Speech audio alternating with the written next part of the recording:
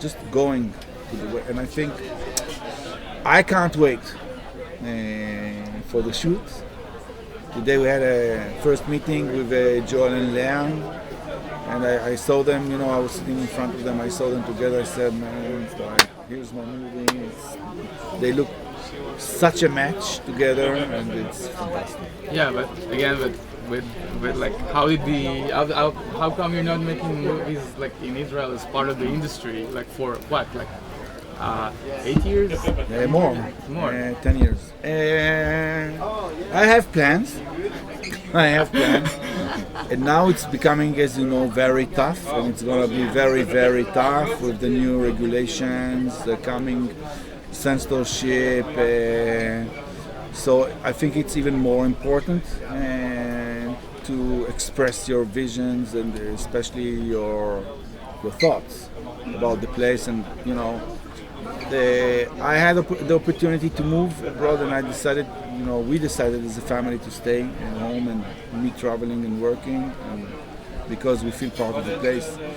So eventually I will do it, and I have projects that I want to do, but we have a schedule. Well, I have to say that I'm a little bit heartbroken, not only from you. Like, I know I talked with Shmulik Maoz, who did Lebanon. He's like another big movie in Israel, and he's also kind of Foxtrot now, and he's also kind of pushed out. Yeah, but think what Shmulik went through with his movie.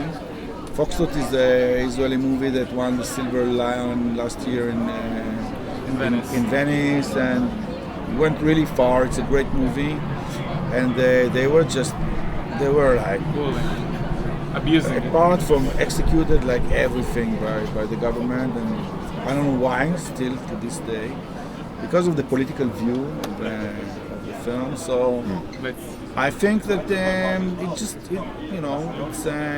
you have to see our point of view. Yeah, we're losing our masters because you're both like masters. Like you have like an international. Yeah, but Shmulik will do Israeli projects, and I will eventually. So and there is young generation as well. So let them suffer. Yeah. We paid our. Ari, I saw Walks with Bashir in London at the London Film Festival. I remember that screen. And at the end of it, people were silent for about 2 minutes, then they applauded. And I don't know what it was about the film. Everyone walked out with stunned faces. So when you make a film, do you think of the audience at the end, how they might react to it, or is it just the film you want to make and it's a bonus if they react in that way? I honestly think about them all the time. From the writing point, not in the sense of crowd pleasing them, but a lot in the sense of logic and understanding. And obviously Bashir was not an explosive effect that I could pre-plan. Everything that happened with this film is kind of a fairy tale, and it is really, we didn't have a clue what we were doing. We were just doing it, especially the reaction that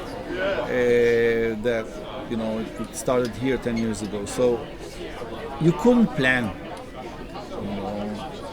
anything in how audience will feel at the end of the movie, but I do have it in mind. I do have them in mind all the time, but not in that sense. Now I'm going to embarrass Joel by asking you what it was that drew you to him, to work with him. I need to go. Well, I knew Joel more for the action films he did in America, which I watched with my kids. Everything on this scale at home.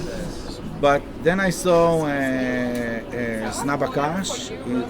He's he starred in Sweden, all 3 films, and The Killing. And I don't be embarrassed, Joel. I think that he really combines something which is very rare between being so fragile and creating a lot of emotion around himself from his inner personality, and yet still being as you can see, very masculine, and it just, for him, the match is very, very natural. And I think Rupert Isaacson, the writer of the book, that Joel is playing Rupert. When I met Rupert for the first time, I thought he's really a rare example of a human being, because he's like, if you try and list people, rank them for how much hope they gave other people, not how much good they did, just hope. He has to have a lot of points, because he gave hope to so many families with severe autistic kids. It's unbelievable. Not only the Horseboy project that he's doing with kids, but just the journey of him and his wife to Mongolia with Ron. And Rupert is a very strong character, and he's super emotional. It's unbelievable how this, cowboy kind of rider and everything, how emotional, and how he's so, and I think Joel has it, all of it, and it's it was not easy, so to find that characteristic in one person. Joel, can you embarrass him back? Yes, that's my question too. Well, to me it was a no-brainer. I had the similar reaction to you when I saw Waltz with Bashir. I thought it was incredibly powerful, and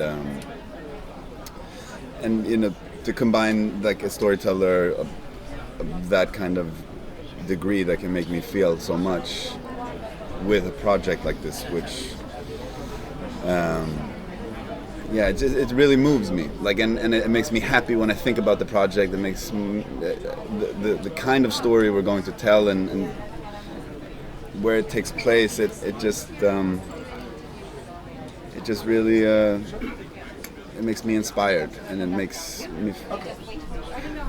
It doesn't make me want to shit on some of the stuff that I've done before, but it's a very different feeling when you go into something and you feel like it's both moving to yourself. Like I feel like I'm going to evolve, going through this process, but it's also I think it's going to be an important film. I think it's going to mean something to a lot of people. I think a lot of people that have gone through a lot of struggles are going to feel like they're seen, that they have, that we're showing a side of their experience that hasn't been shown, and I think it ultimately will give a lot of people hope as well. When is it scheduled for? Starting in October. We shoot October, November. Yeah.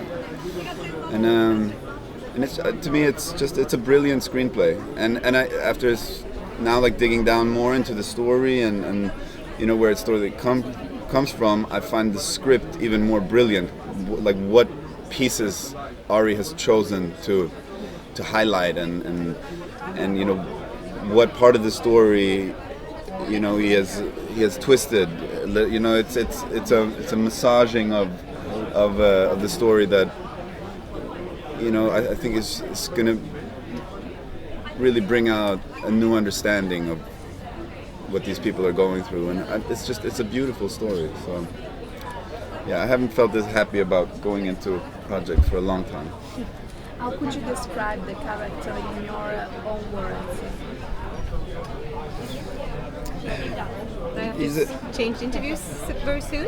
Okay. He's a person that wants to believe, that has an immense amount of hope and optimism. But when we come into the story, they're about to give up. It feels like they're almost about to give up. It's such an impossible situation that they're in. All their dreams are gone, and just their personal dreams, but also the dreams of. I think, and that's something that I think many parents of autistic children go through. That you have to give up the dream of everything that you thought it could be, or you have to adjust your dream at least. And it's a person that he takes this family through a tremendous amount of risk. I mean, it's a huge gamble.